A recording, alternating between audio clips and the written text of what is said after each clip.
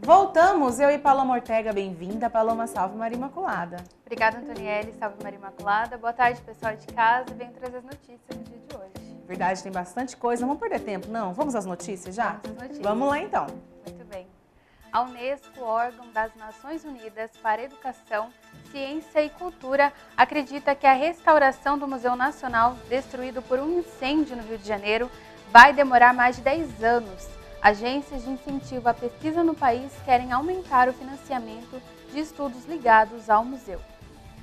Entre o que pode ter se perdido no incêndio estão fósseis brasileiros com mais de 70 milhões de anos. Um deles era fundamental para o mestrado de Beatriz. Acredito que eu tenha perdido meu material e eu mudei completamente de grupo. Essa semana mesmo comecei a ver um novo material, um novo projeto e não podemos contar com que possa ter sido salvo ou não temos tempo para isso. As aulas dos 6 cursos de pós-graduação do Museu Nacional foram retomadas, mas ainda é preciso avaliar, caso a caso, o impacto do incêndio nas pesquisas. Entre 2013 e 2016, a instituição formou quase 400 mestres e doutores. Foram publicados mais de 9.000 artigos científicos.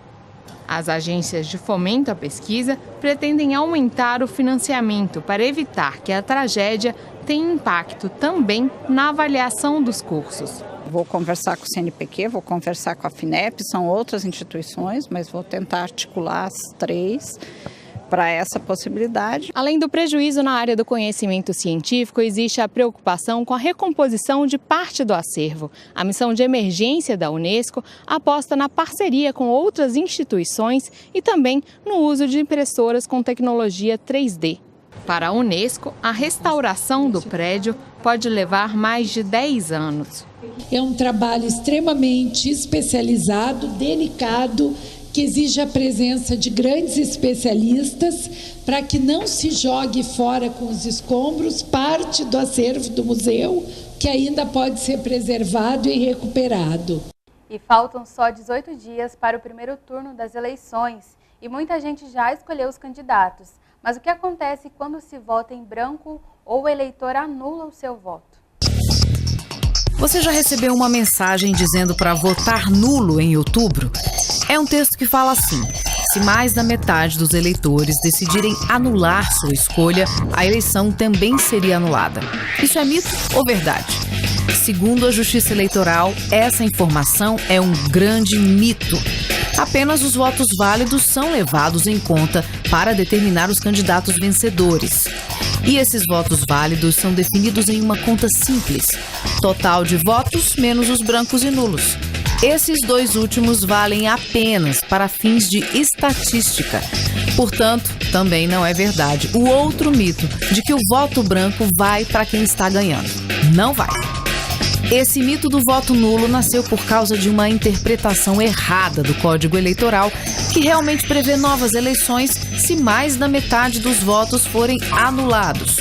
No entanto, essa nulidade é apenas por decisão judicial e em casos, por exemplo, de fraude, coação ou utilização de identidade falsa no momento da votação.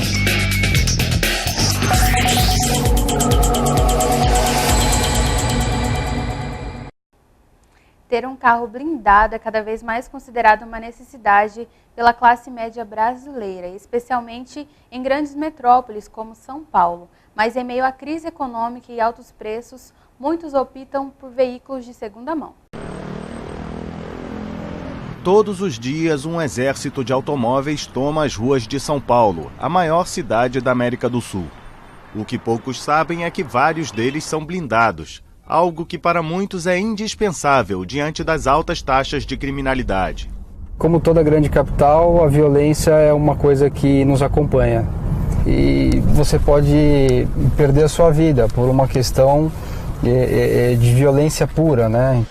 A indústria da blindagem representa 250 milhões de dólares por ano no Brasil, o que faz dela uma das maiores do mundo. Oficinas como esta modificam os automóveis recém-saídos da fábrica. Mas com uma economia que passou por 2 anos de recessão, está ficando cada vez mais difícil pagar por um processo que custa $13 mil. Por isso, muitos como Maurício optam por automóveis usados. Não me sinto bem pagando um dinheiro muito grande por um veículo. Então, como eu preciso de um carro blindado em razão da falta de segurança, eu optei pelo usado. Porque eu vou gastar menos dinheiro e é para me locomover com segurança, né? As vendas de carros blindados de segunda mão aumentaram. Já no mercado dos novos, caíram 20% no ano passado. Os usados podem custar até 40% a menos. Uma boa notícia para quem não tem tanto dinheiro para gastar. O veículo blindado já usado, seminovo, ele tem uma depreciação mais acelerada. Então ele consegue atingir as classes médias ou até mais baixas, tendo o mesmo nível de proteção e segurança. A blindagem continua sendo cara demais para a maioria dos compradores. Com 12 milhões de desempregados no Brasil, Maurício admite que se sente desconfortável com um acesso desigual a esse tipo de veículo. Então você se sente diferente e isso causa uma sensação ruim, porque as pessoas são diferenciadas num país de terceiro mundo pelo seu poder econômico. Apesar de São Paulo ter as taxas de homicídio mais baixas do país, o medo persiste. Algo que certamente mantém esta indústria blindada diante da crise. E socorristas filipinos correm contra o tempo para resgatar sobreviventes no local onde ocorreu um gigantesco deslizamento de terra após a passagem do tufão Mangkhut. O número de mortos nas Filipinas subiu para 74, segundo um balanço divulgado nesta terça-feira. O balanço de mortos nas Filipinas após a passagem do tufão Mangkhut subiu para 74 nesta terça-feira. O anúncio foi feito pelas autoridades locais enquanto centenas de socorristas continuavam a busca por desaparecidos na zona afetada por um gigantesco deslizamento de terra. O tufão mais potente no mundo desde o início do ano destruiu casas no sábado e inundou regiões agrícolas no norte das Filipinas, antes de continuar sua passagem para Hong Kong e China, país onde houve 4 mortos. A polícia deste arquipélago do Sudeste Asiático, regularmente afetado por violentos tufões, informou que o novo balanço continua sendo provisório. Itogon, na ilha de Luzon, registrou um grande deslizamento de terra. De acordo com a prefeitura dessa localidade, cerca de 40 pessoas ainda estariam soterradas. Como o deslizamento destruiu estradas, as autoridades não conseguiram enviar equipamento pesado para a área, o que ajudaria a acelerar as buscas. Os esforços dos socorristas se tornam cada vez mais difíceis, já que o sol começa a secar a terra. Em apenas algumas horas, o tufão liberou na região o equivalente a 1 mês de chuva. E a procuradora do Tribunal Penal Internacional anunciou nesta terça-feira a abertura de uma investigação preliminar sobre a suposta deportação de Rohingyas de Mianmar para Bangladesh, após um grupo da ONU denunciar a brutalidade do exército birmanês contra a minoria muçulmana.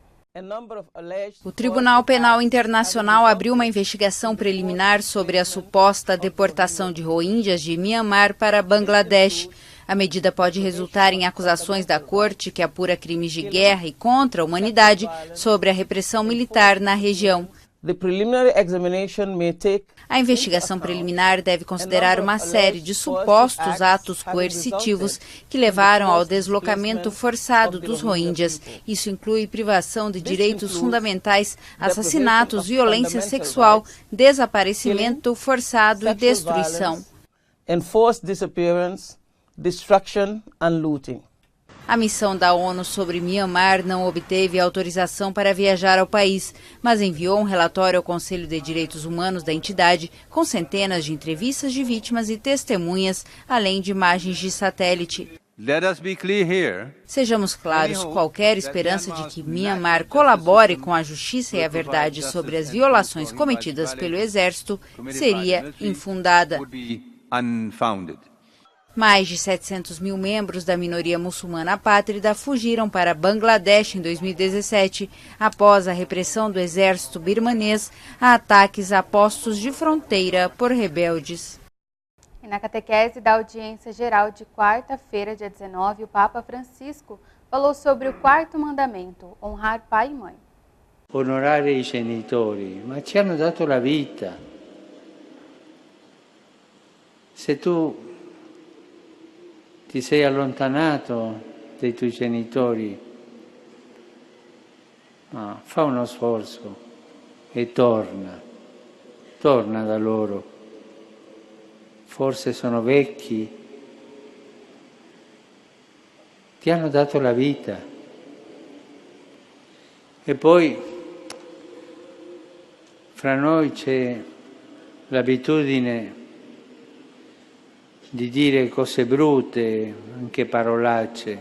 Per favore, mai, mai, mai insultare i genitori altrui. Mai. Mai si insulta la mamma, mai insultare il papà.